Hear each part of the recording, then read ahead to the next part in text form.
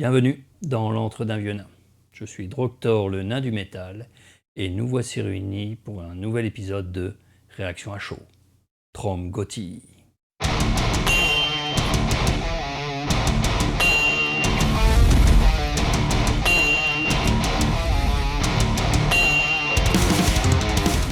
Aujourd'hui, dans Réaction à chaud, nous allons encore parler du groupe Sabaton. Il est vrai qu'à la dernière Réaction à chaud, j'avais un petit peu démonté le clip officiel de Primo Victoria et demandé au groupe d'en refaire un nouveau. Je vous mets le lien ici. Autant le clip vidéo de Primo Victoria ne correspond pas du tout à la chanson, autant le clip d'aujourd'hui est, lui, parfaitement dans le thème.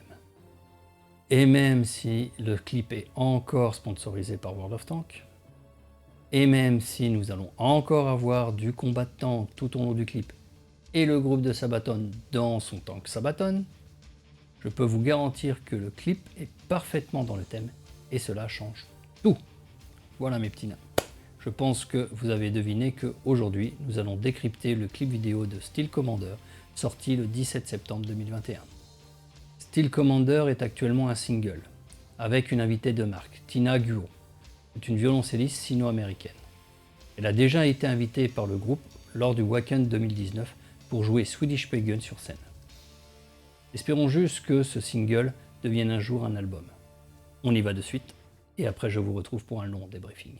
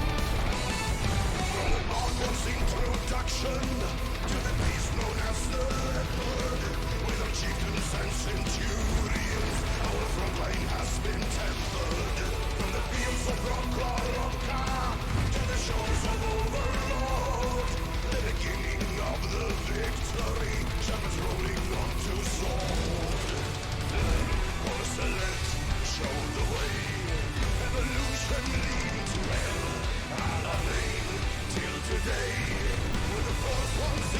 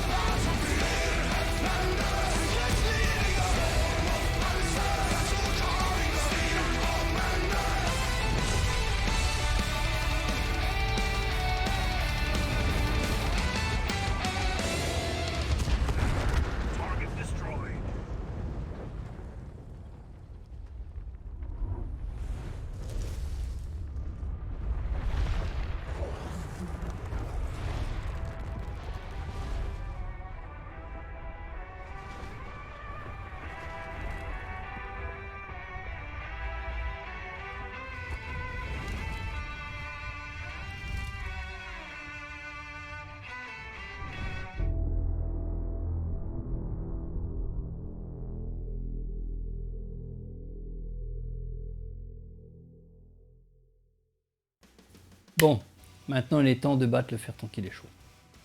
L'introduction est pour moi magistrale, surtout lorsque l'on connaît très bien Sabaton. On y voit la fin d'une bataille médiévale et l'on voit un soldat en armure complète, soudain être investi par l'esprit de la guerre symbolisé par une colonne de feu. On le voit ensuite traverser des forêts, des villages en feu, d'autres champs de bataille. Et le temps passe. Sa marche est mise en parallèle avec le présent et le groupe Sabaton. Le chevalier tire son épée, Parsumstrom sort sa guitare, avec cet effet lié à l'esprit dont je parlais avant. Le chevalier plante son épée et Joachim tient le micro de la même façon, avec toujours cet halo de l'esprit autour des mains. La musique nous prépare petit à petit avec le titre Steel Commander répété en boucle. Le chevalier se transforme alors en statue de pierre, emprisonnant l'esprit à l'intérieur.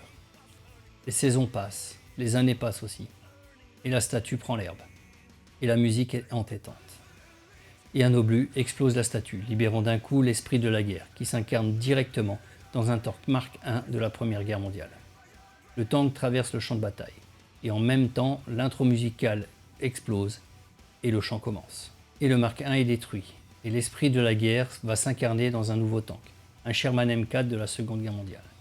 À la fin du premier couplet, Sabaton fait référence à Montgomery et Patton. Ce sont deux figures emblématiques des combats de tanks de la Seconde Guerre mondiale. Et pour le refrain, il y a le rappel de la bataille de Flers-Courcelette en septembre 1916. Cette bataille voit pour la première fois des tanks sur le champ de bataille, ainsi que la bataille d'El Alamein, qui est la grande offensive de tanks lancée par Montgomery dans le désert égyptien et libyen. Le violoncelle de Tina Guo est nerveux et accompagne parfaitement la musique et le clip. À chaque fois qu'un tank est détruit, l'esprit de la guerre passe dans un autre, de tank en tank, de champ de bataille en champ de bataille. Dans le second couplet, on parle des évolutions du tank, du Mark I jusqu'au Léopard, ainsi que de la bataille de Prokhorovka, qui est la plus grande bataille de tank durant la bataille de Kursk en juillet 1943, et des plages de l'Overlord et de la domination du Sherman. Le combat est de plus en plus intense. Il prépare l'interlude dédié à Tina Guo. Le groupe Sabaton rejoint le tank Sabaton pour le combat, et l'esprit de la guerre investit le tank Sabaton. Pour la partie musicale de Tina Guo, on voit le groupe Sabaton faire son combat de tank dans le tank Sabaton. De nouveau des bruitages mis au-dessus de la musique. Mais cela est beaucoup moins gênant que dans le clip Primo Victoria. Il y a la scène où le groupe est mis KO par un coup au but. La musique met vraiment le suspense. Et le violoncelle est vraiment mis en avant. La fin voit un rappel au refrain de la chanson avec un duel de tanks.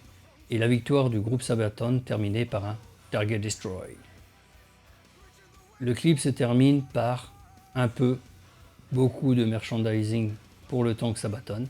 On voit le départ de Tina et l'on voit le groupe se rassembler autour du tank. Ce clip n'a rien à voir avec le clip Primo Victoria. Ici, comme nous l'avons vu, nous sommes dans le thème. Et ce n'est pas le 0/20 hors sujet que j'ai mis au clip Primo Victoria, mais bien un 18/20 car la musique est puissante et géniale. Le clip est vraiment dans le thème et suit bien la chanson. Et l'invité est vraiment mis en avant avec son solo. Dites-moi dans les commentaires ce que vous en pensez. Au revoir, Dalgot.